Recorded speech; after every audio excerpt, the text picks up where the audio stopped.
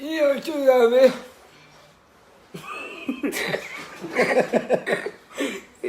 Canım benim. Ya. Aşkım. Eskicim. Mesela.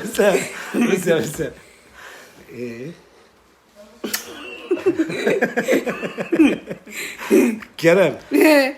Mahaski. Evet. Çuka. Yok yok.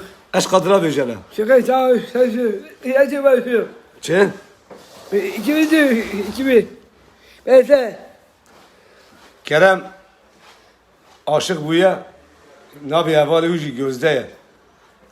Dili yüketiye gözde. Ha. Bak Gözde sana buradan mesaj atıyor. Bak kalp atıyor.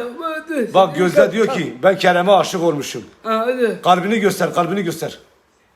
Vay. Hadi aşk adına böce. Aşk adına. Saçı. Aşk adına zore. Valla bilome be. Ezalim bektreşim şansımın tünneye. Hey gidi dünyayı. Hey gidi. Yarıcımın haydi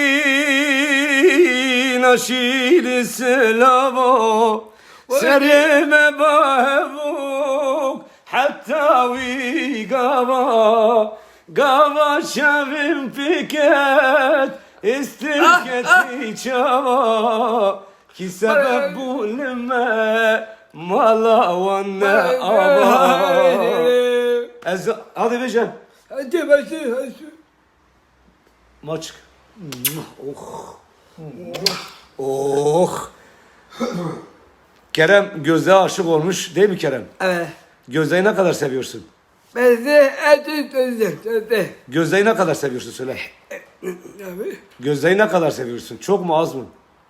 Evet. Gör.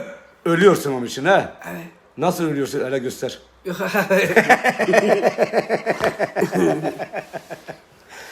Gözde senin nereden öpsün? Bir bu, işte bu bitti. Dudaktan öpsün. Olmaz mı? Olmaz. Gözde seni dudaktan öpse Yok, olmaz mı? olmaz. Bir şey olmaz öpsün ne var? Olmaz. Öpsün çocuk yapın kendinize. Olmaz. Çocuk olmaz mı? Niye? Sana baba diyecek. Yok. Kerem baba. Gözde'ye ne şarkı söyleyelim? İçeceğim abi. Kerem Gözde'ye aşık olmuş. Evet. Gözde'yi arıyoruz ama Gözde'yi bulamıyoruz.